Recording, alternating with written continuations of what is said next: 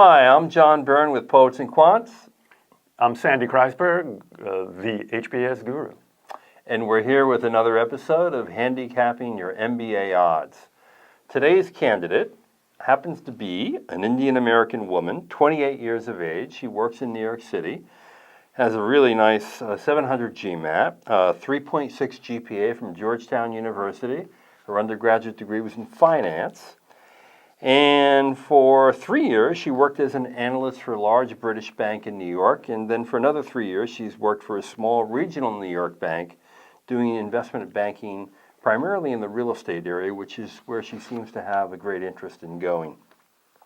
Her goal, in fact, is to work for a global bank, think Goldman, JP Morgan, or Bank of America, in real estate corporate finance. So her schools are Harvard, London, Kellogg, Booth, and Wharton. What do you think? Let's cut to the chase. She's not going to get into Harvard, and telling you why is revealing. 6 years work experience at less than, from what I'm taking this, at silver, not golden financial institutions equals six. It's a formula. 6 years working experience, silver equals ding at Harvard for a number of reasons. The most powerful one being the financial cohort of applicants at Harvard is unbelievably selective and elite, and they've got people with 4 years of experience at the places where this gal wants to work at, and then 2 years at Goldman and 2 years at Blackstone is what the typical Harvard finance applicant presents, or variants of that. So the GMAT, the 3.6 and the 700, Harvard accepts people with those splits, but not from investment bankers. So that's an important distinction right there. The 6 years is on the high side of people applying, particularly in banking. And particularly for Harvard, which tends to like people younger. Right.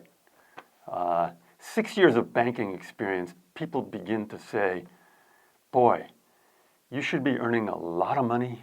You should have a lot of contacts. What did she say she wanted to do? What was her goal? She wants to work for Goldman, Bank of America, or JP Morgan in real estate corporate finance. Yeah.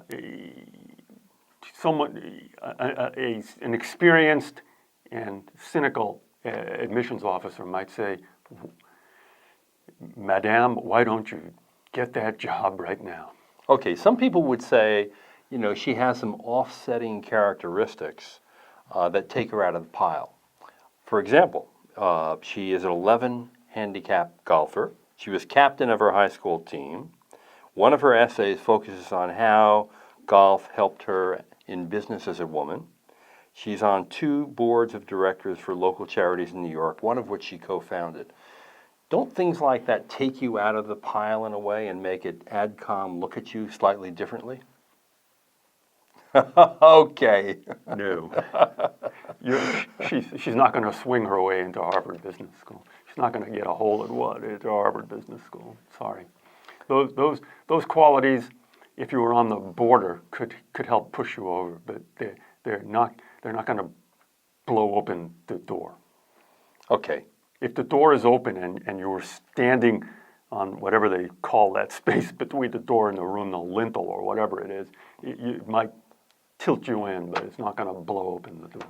Sandy, what's your handicap? I have so many handicaps, including, being so likable. All right, Harvard odds, obviously not so good. What are they? It's a par 6, if that makes sense. I think her Harvard odds are 15%. Okay, London Business School, interesting choice as well. London Business School runs older. They like accomplished people. They like bankers. They like people who hold out the possibility of being employed after they attend there. So I think her odds at London are strong, 40, 50%. Mm-hmm. Kellogg. Is Wharton one of the schools? Yes, in fact. Wharton is let's do Wharton. Wharton is an interesting case. She is totally up their alley with the banking and finance. These stats are on the low side of acceptable for Wharton. Wharton is going to be a real interesting case. I predict it's not going to happen simply because there'll be just a lot of people with the same story and a better version of it. So the 6 years is a real killer in this case. I hate to keep saying it. The odds at Wharton are 25, 30%.